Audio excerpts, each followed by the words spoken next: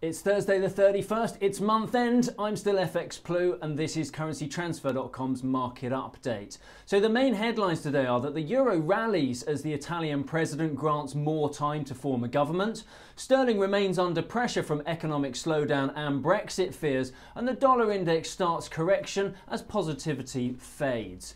So the Italian scenario has been the main story this week. The Italian president yesterday granted the two major members of the coalition a little bit more time to form a government. This move may well be out of fear that fresh elections, which were the alternative, could deliver an even more radical or anti-establishment government when there is so much anti-EU sentiment across the country. Because Italy hasn't really seen the benefits of Euro membership. The country is under a shadow of a potential banking crisis and living standards are continuing to fall. So it's fairly easy to whip up some support for an anti-EU party. The news, when it broke, it triggered a relief rally. It's probable that the compromise was reached over the finance minister earlier in the week, but the president refused to endorse the previous candidate due to his anti-EU views. But the euro-dollar rallied about 1.1%, touching a high of 116.75. Against sterling, the euro reached 113.85 before sterling gathered a few legs and moved back over 114. But across the board, sterling remains on the back foot.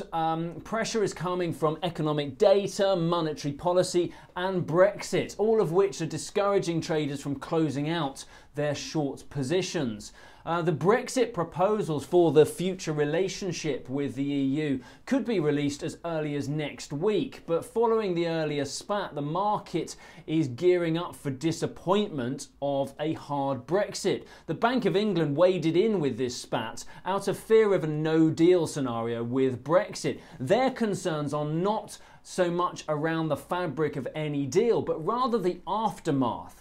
A weaker sterling would drive inflation, and potentially the expectation certainly is for weaker growth, maybe even negative growth, and that moves into stagflation. Stagflation, if economics 101 from uni is still clear in my mind, is the worst of the worst. It's an economist's nightmare and very difficult to get out of. So no wonder the Bank of England waded in here.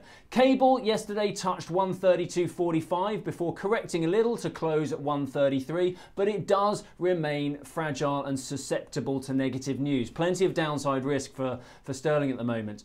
Meanwhile, the dollar index fell a little on the euro rally. We saw a low of 94.30 and it slid a little bit more overnight to 93.95. It's likely the dollar traders are biding their time ahead of tomorrow's data sets, though.